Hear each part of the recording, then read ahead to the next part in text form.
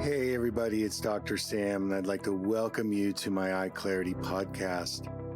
If you want to get in touch with me with questions, you can email me at hello@drsamberne.com, and you can always text me your questions at 1-844-932-1291.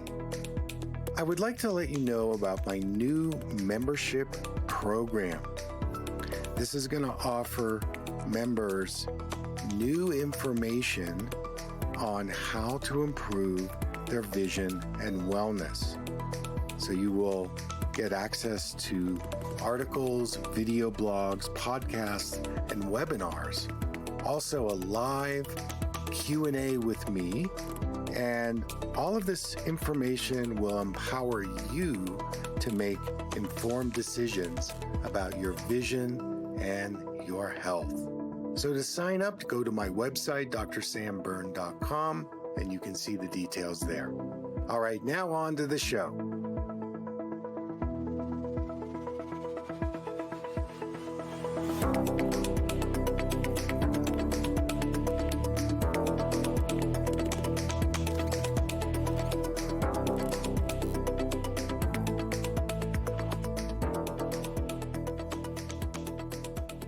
Hey everybody, it's Dr. Sam, and I want to take a question today from a listener. She's got high eye pressure, but she doesn't have glaucoma. So I want to go into the causes and what you can do to bring your eye pressure down. So in ocular hypertension, there's a consistently high eye pressure reading that the doctor measures, but there's no optic nerve damage or visual field loss. Usually it's a problem with either the aqueous production or the drainage in the eye, and this is what causes the high eye pressure. So even though I am a believer in the epigenetics model, which says that the genes are expressed based on our environment, our diet, lifestyle, there is a link genetically. If your parents or grandparents have had glaucoma, you do have a higher risk of having either glaucoma or, in this case, ocular hypertension.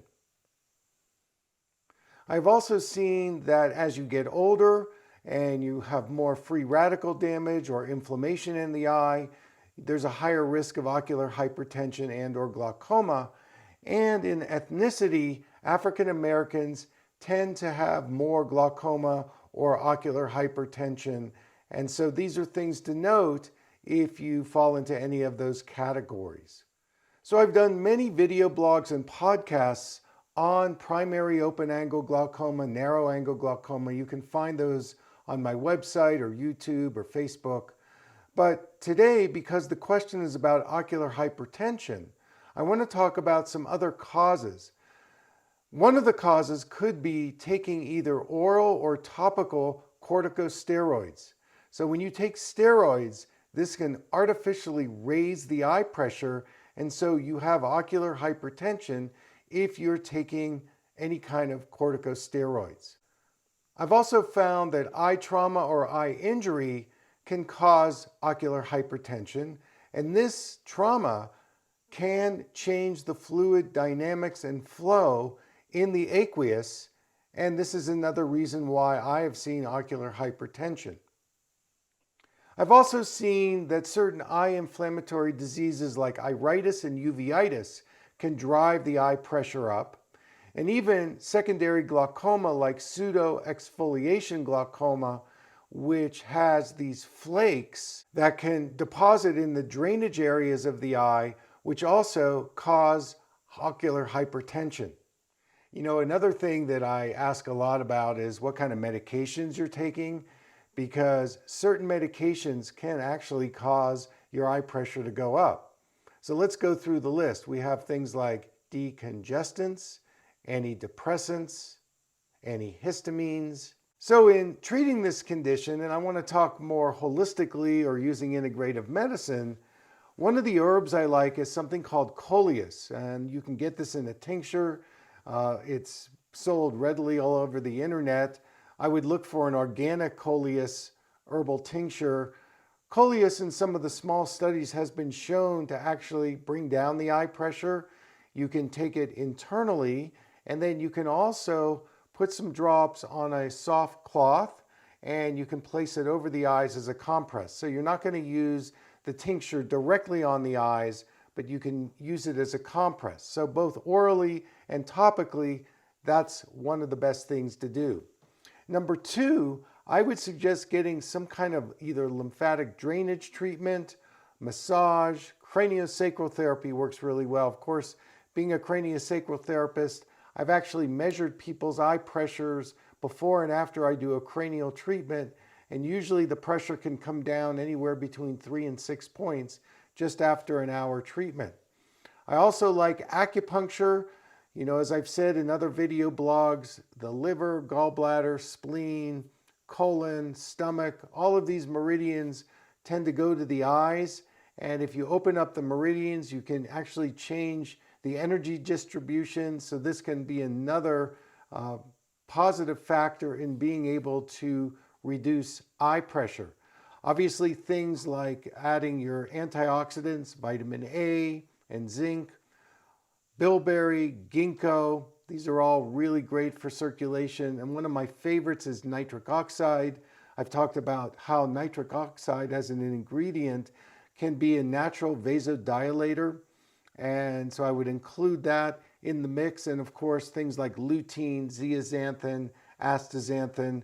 You know, you can get those through your colorful fruits and vegetables. Obviously, astaxanthin is a marine carotenoid. So I would like to leave you with this. If you have been diagnosed with ocular hypertension, but you don't have glaucoma, I think being proactive with improving your eye circulation, your oxygenation, improving those microcapillaries in the retina and the optic nerve and the macula, that's the name of the game. And you can do it through diet, you can do it through some structural body work, and even some herbal remedies. So there are ways that you can actually control and bring down your eye pressure. You know, I was at a glaucoma meeting last year, and one of the last things that was said is that meditation can also bring down the eye pressure. And there's studies out that show that meditating actually has brought down the eye pressure. So there's a lot of ways to improve this situation without taking pharmaceutical eye drops. I would certainly try those first, the natural methods, because the pharmaceutical eye drops tend to treat symptoms and they've got a lot of nasty side effects. And of course, you want to stay away from things like, you know, vitrectomies and other invasive surgeries. So that's my hot take on ocular hypertension. I want to thank you so much for joining me today. Until next time, take good care.